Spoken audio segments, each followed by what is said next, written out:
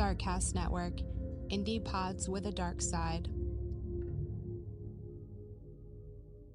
Are you tired of hearing about the Ted Bundys and Jeffrey Dahmers on true crime podcasts? I thought so. We've got something just for you.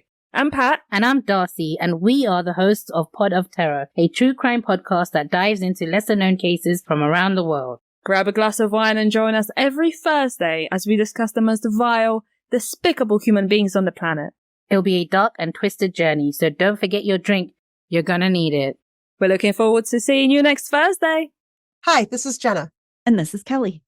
You're listening to ODFM. This episode is One Dismal Creek from Murder, Part 2.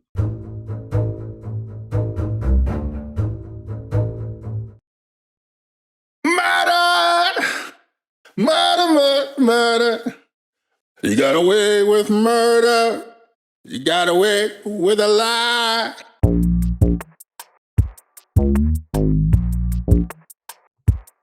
Oh, I can't wait. I know. Okay. This guy's so crazy. This guy's so creepy. Some part when we talked about Susan Ramsey and Robert Mountford Jr. and the murders on the Appalachian Trail in 1981 at the hands of Randall Lee Smith, who served his time for those murders and was let out. Did he? 15 years? 15 when it was years. supposed to be 30? Yep. And then he was watched for another 10 years until 2006.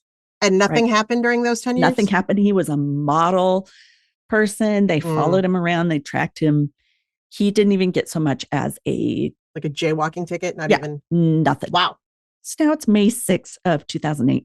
So how old would he be now then? He was 43, 44, when he somewhere around that. Got out, right? Mm-hmm. And then 10 years, so 50. No, he's actually still, because when he did it, the first murders, he was in his mid-20s, I think. Mm-hmm. Yeah, so he's only he's probably 44, 45 at this point. Yeah. Damn. Okay. Oh, actually, maybe you're right, because 43 might have been when he got out of jail. So he could be around 53. Still, that's young. Still relatively, young for how much. Yeah. Usually when they get out, you want them to be like in their 80s or 90s. Yeah. And that is incapable of hurting another person, So, okay. So we're starting out. That's May. It's 2008. These best friends, Scott Johnston and Sean Farmer, they're looking forward to a fishing trip in Dismal Creek, Virginia, right off the Appalachian Trail. We know this area. Do people still go to Dismal Creek? I mean, have we not gotten the picture? This isn't a great place to go. It's dismal. It's dismal. So these guys have gone to this area often. They camped there a lot. So it's Scott and Sean. Scott went fishing alone early on May 6th. He's excited to kick off his weekend outdoors. And he had plans to meet up with Sean in the early evening at their usual campsite. Okay. So Scott had gotten there early. They both drove themselves there. So Scott's out on the river. He's enjoying his peace and quiet, hoping to snag a few trout for dinner. And this other outdoorsman comes up. He introduces himself as Ricky Williams. This Ricky, he's very gaunt. Scott describes him as kind of a little straggly looking, like he'd been living in the woods for a couple of days, like he's camping. So the guy, he seems like a little hungry, like a little lonely. He's wearing an expensive camouflage jacket and some nice new hiking boots, and he seems harmless. So Scott's like, he must be probably a good guy. Probably just needs some friends. So, oh God, yeah. So Scott and Ricky spend the day. They're fishing together. They catch a bunch of trout. Scott's super friendly, good guy. Okay. He's like, hey, Ricky, why don't you come back to our campsite? You can share some dinner with us. We'll cook up the trout. We'll have some beers. Ricky's like, yeah, I would love that. So Sean arrives at the campsite while Scott is off fishing, and he gets a fire built. Scott shows up with the new fishing buddy, Ricky, and Ricky has a dog with him. So they both show up. Sean doesn't think too much of it.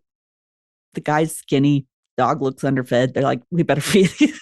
He's guys. A 95 pounder. I don't know. He's a 95 pounder. And so is the dog. Oh no, that would be a big dog. Yeah. So the crew, all of them, they ate dinner. They listen to music. They have some beers. But earlier in the day, hikers had contacted local authorities saying, we've seen some odd things on the Appalachian Trail today. Just weird things that we want to tell you about. So that there were some strange symbols. They're painted on trees and rocks. Some of them it makes me think of Blair Witch, all those weird things hanging in the woods. Oh, God, right? Some are skulls and crossbones along the trail, like saying enter at your own risk type of thing. Okay. And that's how they're kind of taking it. So they're like, we want to tell the Rangers about this. Smart. Yeah. Right. So some of the symbols were also at the Wapiti shelter. Okay. Which had been closed down after the murders decades before. I could see that. Nobody wants to stay there anymore. Nobody wants to be in that shelter. So the shelter happened to be a stone's throw from where Scott and Sean had pitched camp. Okay. So hikers knew of the history of the shelter and they avoid it. Sean and Scott are like, whatever. It's just an old, that was decades in the past. It happened so long ago. It's old news. And that guy's in jail. So whatevs. Right. It doesn't matter anymore. So Scott, Sean, and the newcomer, Ricky, they're having a good time chatting. The night starts wearing down and Ricky stands up. He's patting his leg, telling his dog, okay, it's time to go. We should go back to camp. Ricky's standing behind the two other men who are sitting, I assume, in either camping chairs or on logs. Okay. And suddenly, Scott hears a loud pop, pop. So he turns and he sees Ricky pointing at Sean. And Sean just hears loud ringing in his head. He feels his mouth swell suddenly and he can't speak, while at the same time, the vision in his eye goes out. So something, how fast things happen and you're just like your brain's trying to catch up. Sean stands up and he staggers back and he sees from his good eye, because he'd been shot, actually. I assumed, oh my God. Yeah. He sees from his good eye flashes of fire moving towards Scott soundlessly because his hearing's gone. Except for, he's just got that loud ringing in his ears. Uh-huh. And the flashes of fire are Scott being shot. Oh my God. Scott jumps out of his chair. He takes off running. He's weaving and ducking, trying to get away. Right. He knows he's being shot at. Ricky, the guy that was with him, he turns and he shoots at Scott as Scott is running, hits him in the back. Scott hides behind a tree. He's trying to figure out what the hell is going on. And he realizes he'd been shot in the neck. Like he could actually see blood squirting out in time with his heartbeat. Wow. So he feels around his neck, finds the bullet hole and sticks his finger in there to plug it. Holy shit. Meanwhile, Sean is back at the campsite. He's in shock, but he's now figured out what's going on. Like he's like, I just got shot. Yeah. He sees Ricky turn back towards him, preparing to shoot him again. He's got a completely blank look on his face, this Ricky guy. Sean's not a small guy, thank God. He's 6'5" and around 380 pounds. Holy shit. Okay. He's a big guy. Yeah, big guy. So before Ricky can get off another shot, he decides to charge him. He stands up and goes after him. But as he does, Ricky shoots him in the chest. Oh, jeez. So instead of just like standing there in shock, he turns tail and runs for his Jeep. I mean, these guys are still going. I don't understand how they're still, I don't either. Crazy. Are these like BB gun shots? Like this is like. I know. These are those 22s. Apparently they're not great for taking down people too quickly. Not 300 pounders. No. Wow. Holy shit. These are not small guys. This is wild. I'm having a hard time. Yeah. This is crazy. So he's able to turn tail, Sean is, and runs for his Jeep. The gunman's running after him. Sean can see him aiming to shoot him again as he jumps in his driver's side. Holy shit. So now he's sitting in the driver's seat. He ducks down in the passenger seat while starting the Jeep. Wow. Okay. Yeah. Turns it on, drives off, dust flying. Meanwhile, Scott's back there. He's hidden in the woods with his finger in his neck. He had watched Sean run to his truck and get away. And he's like, okay, my only way of surviving is to run like a bat out of hell through the woods and get down to the road. So he does. He runs through the woods, makes it down to the road where he sees headlights approaching. Oh, God. Okay. So it happens to be Sean in the Jeep. Holy cow. So he jumps out there and he's like, okay, get it. So he peels to a stop, gets Scott in the Jeep and punches gas. So, wow. So they are driving down this road. To get to help, though, they have a long, dark, winding, bumpy road they've got to go down. God. It's pitch black out in the dark woods. They're both bleeding profusely. Right. time is running out for these guys. Probably having a hard time remaining conscious and focused. And, the driver was shot in the head, right? Yeah. Yeah. Like one of his eyes isn't working. Half of his head's not working. So one would normally only go about 20 miles per hour on this road. It's one of those really bumpy, dangerous gravel we don't have roads. time for that. No. We don't have time for 20 miles an hour. No. These dudes are breaknecking it at like 40 to 50 miles per hour down this road. Holy shit. So Scott looks over. He can see Sean has been shot in the face, and Sean's the one driving.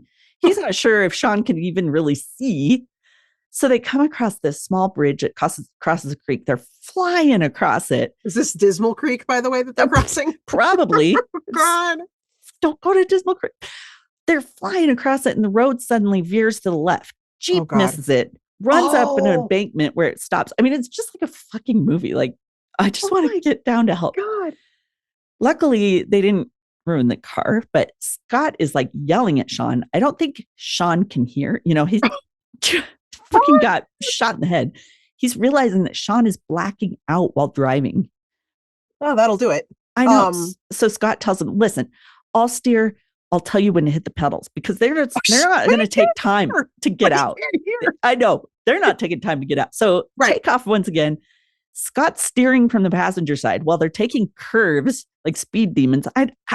No. Meanwhile, he's still got a finger stuck in his neck. Oh my God. So one hand's he can't hold on. He's got to steer. Ridiculous. I know. So they drive another 2 or 3 miles when they hit a sharp curve too quickly. Oh, for fuck's sake. I know. Scott's trying to yell at Sean to slow down, hit the brakes, but I don't think he can hear him. They skid sideways around this S curve, and the wheels come off about a foot away from a steep embankment. Like, they come within inches of going down a cliff, basically. Jeep skids to stop. It's sideways in the road. And then they're like, okay, well, let's go. They go again. So they finally make it down the mountain, where there's like 4 houses. That's all out in the boonies. So Scott tells Sean to stop at one of them, and he does. He must have heard him. Okay. So jumps out of the Jeep. He pounds on this front door, and he's yelling at him to call 911. So the owners come to the door. They see Scott. He's covered in blood, saying his friends and him have been shot, his friend and him. Sean tries to get out of the Jeep, and he's so drained. He's like tripping and falling, trying to stay on his feet. Melissa, this is the woman who came to the door. She's like, what the fuck? At first, she thought it was her son's friends playing some sort of prank on her, which is totally something my boys would do to me. Right. Until she sees this man holding his neck with blood just pumping out.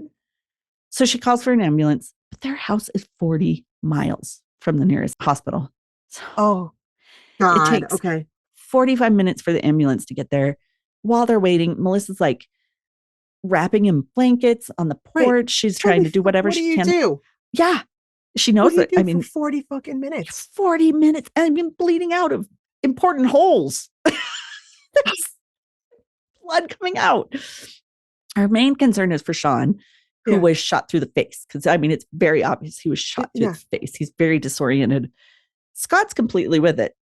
But now he's just pissed. He's wondering why they're shot. He's mad. And she's like, chill out, dude. Right.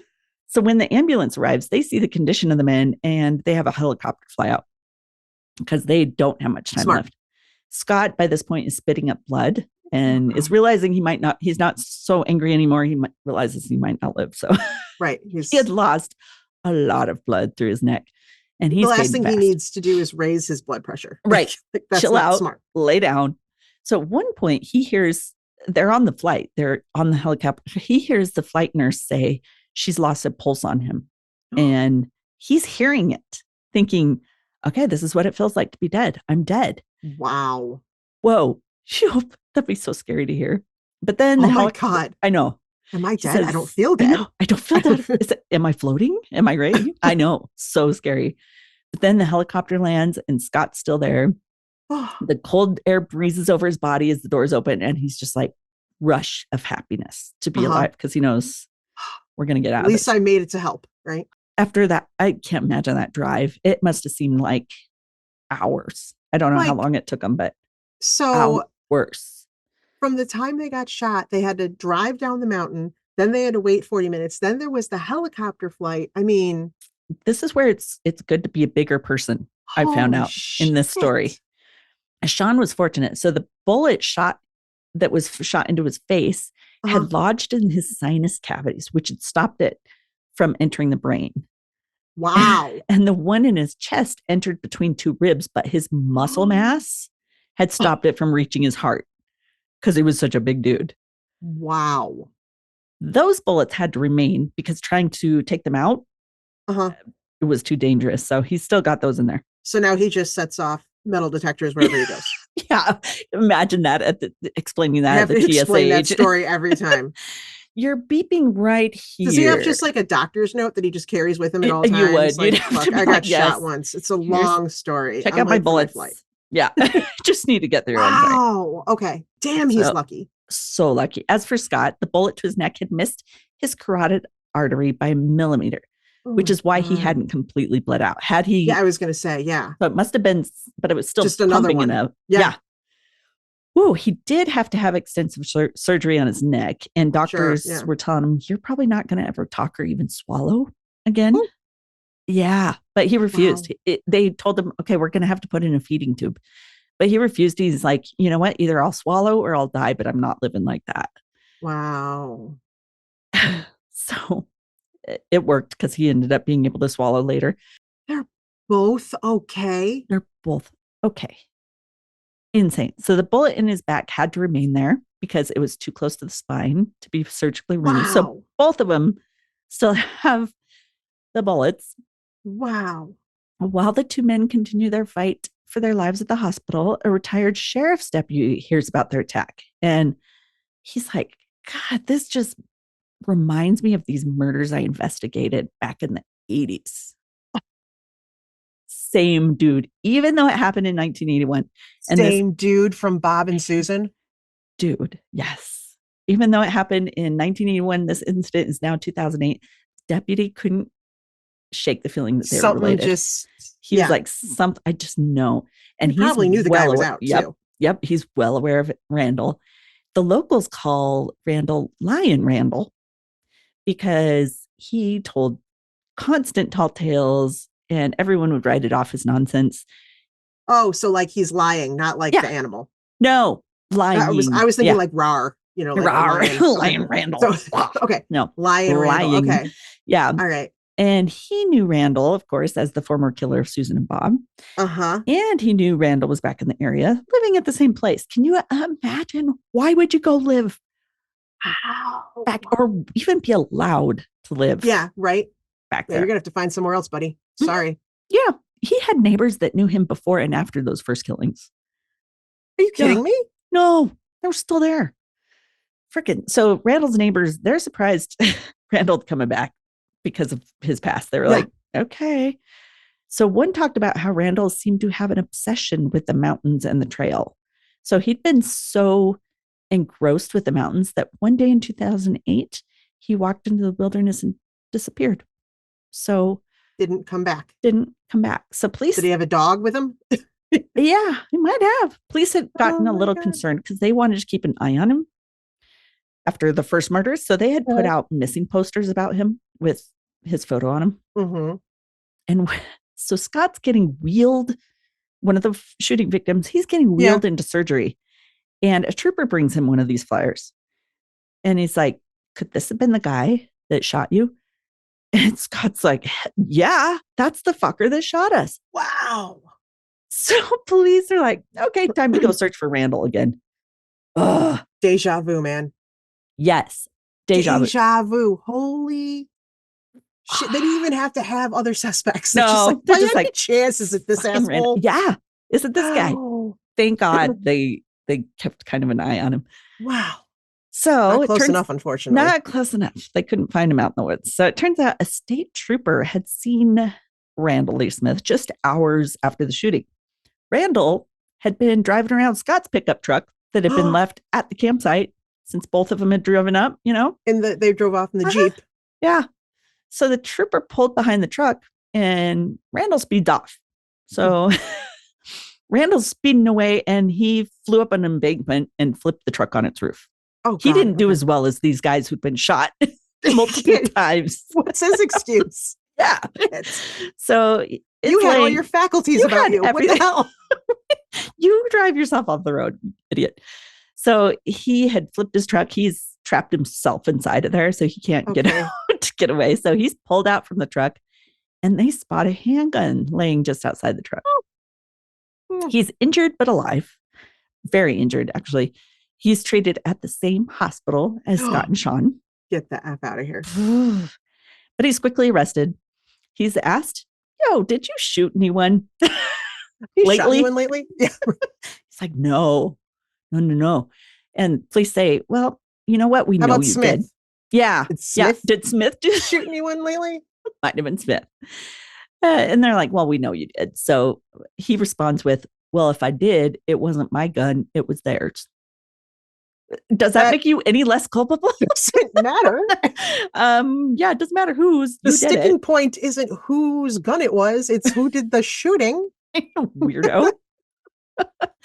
However, police are like, okay, that was another lie. Lion Randall. It was indeed his gun. It's like, you're on a diet, but you eat cake off of someone else's plate. It's not my cake. You can't get fat off of other people's dessert, right? Like eating it over the sink. It's not how it works. Right. Okay, so this gun, it was a .22 revolver, the same caliber that kid killed Bob. Had it been recently fired? Yeah. Like very recently? Very recently. So deep in the woods, police find Randall's campsite. They find Scott Johnston's sunglasses. So one of these recent guys that he shot stole their sunglasses, proving that he'd met up with the men. Okay. So he couldn't deny. Along with over 20 knives, meat cleavers, and bizarre drawings and writings. This dude was losing it. He even had a police scanner where he could listen in and find out what's going on. So I think that's why he was on the run. He's like, oh shit, these guys got away. They're on to me already. And they're, they made it. Alive. Yeah.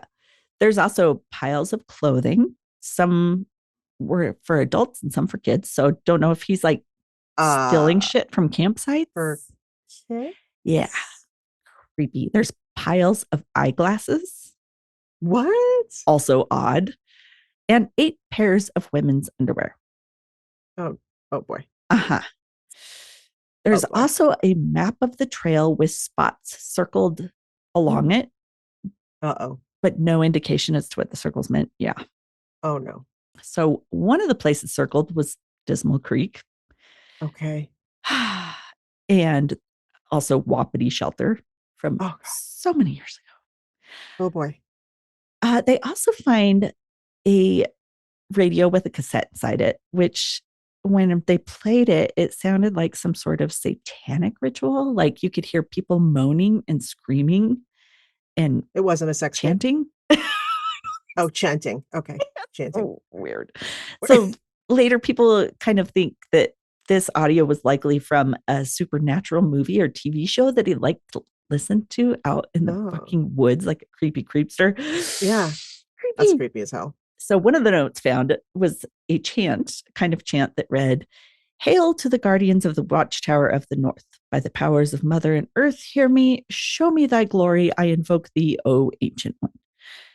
Apparently there's a whole list of all these ones. And I think they're from the Wiccan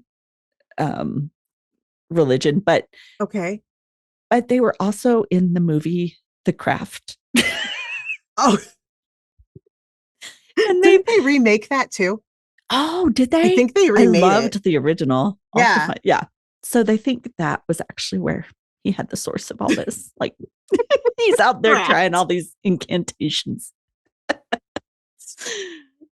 Yeah, I don't think it worked. But a day or two after their camping trip, Sean and Scott learn who this guy is. Okay. They couldn't believe that this guy who had been convicted of killing 2 people in the past only served 15 years.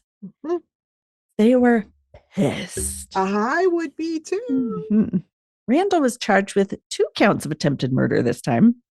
Hey, what happened to his dog? Good question. I don't know. Sorry. Probably got adopted out. Hopefully. Poor little thing.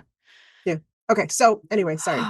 Ironically, Randall's jailer was the same man who had put him away 27 years prior. He'd been a deputy back then, but nobody moves on from this place, dude. No, they just all stay. Yeah. But this guy was now the assistant superintendent of the jail. And he's putting this dude away. He's probably like, you motherfucker, I already put you away once. Yeah. Can't the justice You better system stay get this right? Yeah. Stay. You better not go anywhere. Wow. So neither Scott or Sean had medical insurance at the time of this. Oh. So now they're left with this hefty debt. Scott says his is between $70,000 and $80,000. Oh my God. However, and Randall, he wouldn't go on to serve any time for the shootings. What? What? Yeah, he died a day after arriving in jail due to injuries he got in the car crash. No, so they couldn't even sue him for their medical expenses? No. Not that he probably had any money. No. I guess he got a blood clot in it. Fuck out. Fucking A. Too bad he couldn't have gotten that blood clot like the day before he met them camping. Right. He could have had a car crash before then. Damn it. Isn't that creepy? And so there's theories that maybe there were a lot more killings that people didn't know about. People that were missing along the trail. I mean, okay, so he could have found stuff that people had dropped or lost and stuff. But true. But he could have done a lot more. I mean, there's been several murders. I haven't looked at all the different 13 murders that have been along there, but oh my God. Maybe he was involved in others. And he circled. So fucking creepy. Someone must have actually tried to match up his map. I hope so. Missing and murdered people. I hope so. Like, how creepy. Or was this just places he liked to go steal things from people while they were sleeping? Or wow, this guy's so creepy. And they'd been so nice to him all Everybody day. Who had been nice to him. And him. Yeah. These are the people who were nice to him that he would kill. It was so weird. I guess that's why a lot of people don't be nice to random homeless people. But right. Because you don't know whether they're going to. Wow. Yeah. He's got this weird splintered identity. It makes you wonder how he grew up too. Yeah. Oh my gosh, that's crazy. Yeah. So that is Scott and Sean's story. They're still kicking it. They're good. Bigger dudes. And see, this is why I eat a lot. Figure if I get shot, eat a lot. If I get shot with a 22, I got a lot of padding. Self-preservation. I am eating that cake because, that 22 is not going to make it to my heart then. I can't believe we got all that information out of people who had been shot. Not just one, but two. And they lived. That's insane. Dude. And they drove. They drove to be sitting there and watching that happen. It had to be so horrifying. God. And just randomly, like this dude stands up and just decides, okay, it's time. It's time for you to die. That's crazy. And we never got to find out why. Like, did he think they were getting in his head? Like, were they getting in Smith's head? Were they going to figure out some things? Well, it doesn't sound like they were like, all right, you got to go now. He was just like, all right, so time to go. Yeah, he was the one who was like, let's go back to our campsite to his dog. And then, wow, ma'am, it's crazy. So did you want to hear my sources? Yeah. Let's hear it.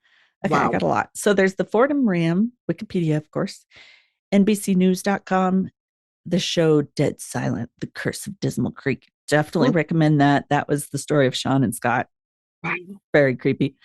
dailystar.co.uk, Roanoke Times, AppalachianTrailHistory.org, and the book Murder on the Appalachian Trail by Jess Carr. Wow. Yeah. So dang. A lot. That was very interesting. It was crazy. Yeah. I wish there was more to the second story, but then again, I'm glad there's not. Well, yeah, that's true. I kind of want to know what he was thinking. Like, were they too close to where he's camping? And he's like, this is my spot. How long after he was monitored, did he shoot these guys? 2 years. God, so there were 2 years before this happened where he wasn't monitored. Yeah. That it could have been doing we shit. Don't know what he was doing. Yikes. And think of all the things along the trail that maybe are hidden still from Randall.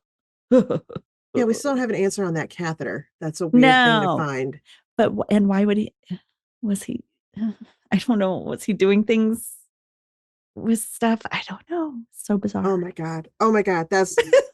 That was a good two-parter though. That was Creepy. An excellent two-parter. Creepy. Yep.